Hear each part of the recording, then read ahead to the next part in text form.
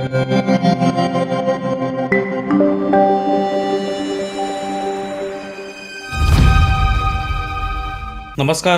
News डंकामध्ये मी महेश विचारे आपल्या सगळ्यांचं मनपूर्वक स्वागत करतो. मित्रांनो, न्यूज डंकाचं यूट्यूब चॅनल आपण सबस्क्राईब केलं नसेल तर कृपया प्रथम ते सबस्क्राईब करा, ज्यामुळे वेगवेगळ्या विषयांवरचे व्हिडिओ आपल्यापर्यंत पोहोचू शकते. उभाठा शिवसेनेचे 6 खासदार आता एकनाथ शिंदे यांच्या शिवसेनेत जाणार असल्याच्या चर्चा गेले अनेक दिवस सुरू आहेत. ते ठरलं सुद्धा आहे. खासदारांनी उचललेल्या या पावलामुळे उभाठा शिवसेनेत प्रचंड अस्वस्थता आहे हे लपलेलं नाही. प्रवक्ते संजय राऊत यांच्या प्रत्येक वाक्यातून ती अस्वस्थता शिव्यांच्या रूपात बाहेर पडते आहे. मग आरोप होत आहेत की या खासदारांनी पैसे घेतले, त्यांना आमिष दाखवलं म्हणून ते उभाठा शिवसेनेतून बाहेर पडायला तयार झाले. संजय राऊत यांनी या खासदारांना 25 ते 50 कोटी रुपये मिळाले असे आरोप केले.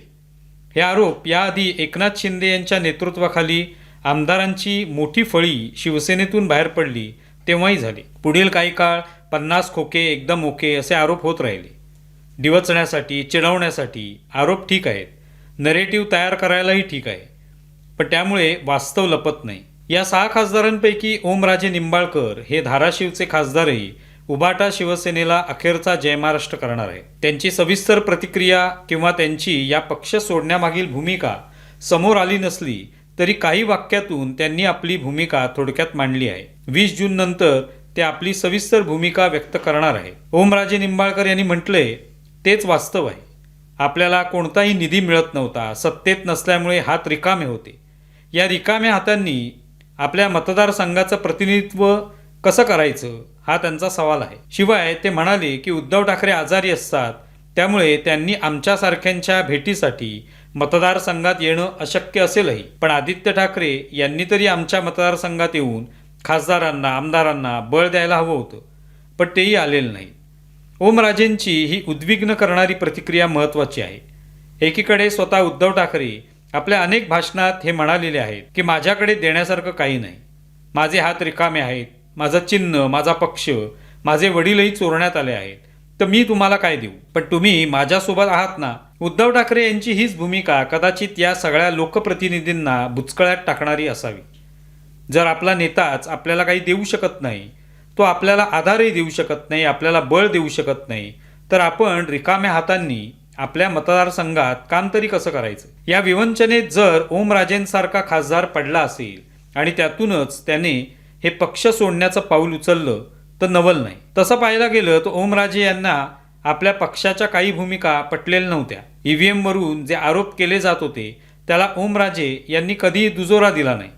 आपण EVM वरच जिंकलो, मग EVM मध्ये दोष आहे असं आपण कसं काय म्हणू शकतो, अशी स्पष्ट भूमिका त्यांनी जाहीररित्या घेतलेली होती. तेच ओमराजे आता ही स्पष्ट भूमिका मांडतायत. आदित्य ठाकरेंकडे त्यांचा रोख आहे, तो काही नवा नाही. मागे महानगरपालिकांच्या निवडणुका झाल्यानंतरही मातोश्रीवर खासदार गेले होते, तेव्हाही त्यांनी हीच तक्रार केली होती की उद्धव ठाकरे, आदित्य ठाकरे हे आमच्या मतदारसंघात फिरकले नाहीत. ती तक्रार खरीच होती. उद्धव ठाकरे, आदित्य ठाकरे मुंबईतील मतदारसंघातच फिरताना पाहायला मिळाले. मुंबई महानगरपालिकेलाच त्यांनी पहिलं प्राधान्य दिलं. बाकी राज्यभरातील महानगरपालिकात उभाठाला तोळामासा यश मिळालं. त्यांची मदार ही मुंबई महानगरपालिकेवरच होती. त्यासाठी त्यांनी सोबत राज ठाकरे यांनाही घेतलं, पण त्यातून फारसं काही हाती लागलं नाही. नगरपालिका निवडणुकीतही ठाकरे कुटुंब बाकी मतदारसंघात फिरकलं नाही. महाराष्ट्र पिंजून काढण्याच्या बातम्या मीडियात बराच काळ आल्या, पण उद्धव ठाकरे यांनी महाराष्ट्र पिंजून काढलाच नाही. या सगळ्याचे परिणाम नक्कीच या सगळ्या लोकप्रतिनिधींच्या मानसिकतेवर झालेले असू शकतात. आपला नेताच मैदानात उतरत नसेल तर काय करायचं हा प्रश्न त्यांना पोखरत असेल. आता भलेही या खासदारांना तुडवा, त्यांना शेण फासा वगैरे तिखट प्रतिक्रिया व्यक्त केल्या जातील, पण प्रश्नांच्या मुळाशी कुणी जाणार आहे की नाही.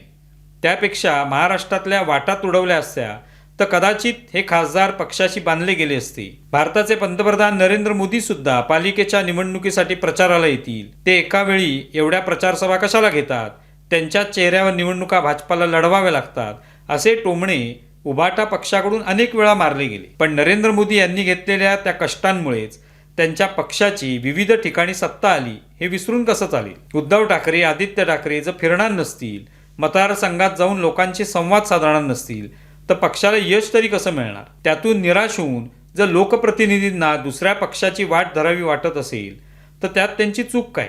ओमराजे म्हणत आहेत की माझ्याकडे निष्ठा आहे, पण मतदारसंघात जाताना निष्ठेचं करायचं काय? हाती निधी नाही, सत्ताही नाही, लोकांना काय उत्तर द्यायचं?